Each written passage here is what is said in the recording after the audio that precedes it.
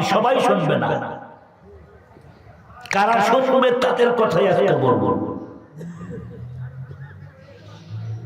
ভাইরা আমার, আমরা যেহেতু আল্লাহ পাকের গোলাম, আল্লাহ পাকের বান্দা, বান্দার কাম বন্দেগী করা, দাসের কাম দাসত্ব করা।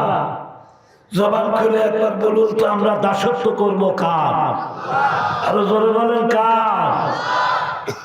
কিন্তু মাঝে মধ্যে মাজারে গিয়েছে সেজদা মারেন। মাজারের সামনে মাথা নত করা যাবে? মাথা নত হবে একমাত্র কার সামনে? শেখ হাসিনার সামনে। ফেব্রুয়ারি তো পলাইছে, আছে আছে বাংলাদেশে।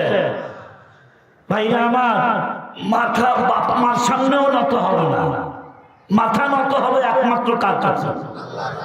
কথা যারা বলতেছেন না তারা কি আমার উপর রাগ করে বসে আছেন? মাথা নত হবে কার সামনে? আল্লাহর সামনে। কোনো কিছু দরকার হইলে চাইবো কার কাছে? আল্লাহর কাছে। 24 ঘন্টার ডিউটি আমাদের। আম্মা জানলাও কান লাগান। যে বিষয় নিয়ে কথা বলবো আমি, ফজরের নামাজ পড়লে 11টা লাভ। কয়টা লাভ? এই ওয়াজ আমি কোনোদিনই করি নাই।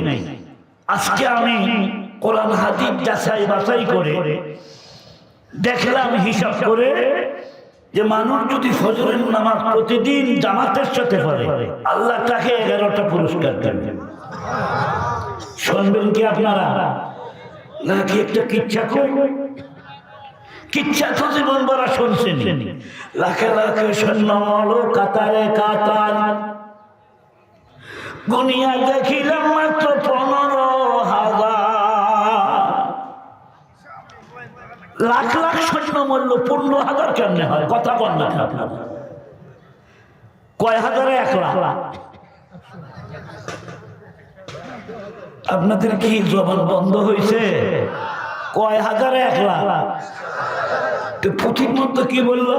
লাখে লাখে সৈন্য মলো কাতারে কাতার, আর গুনিয়া দেখিলাম মাত্র 15,000।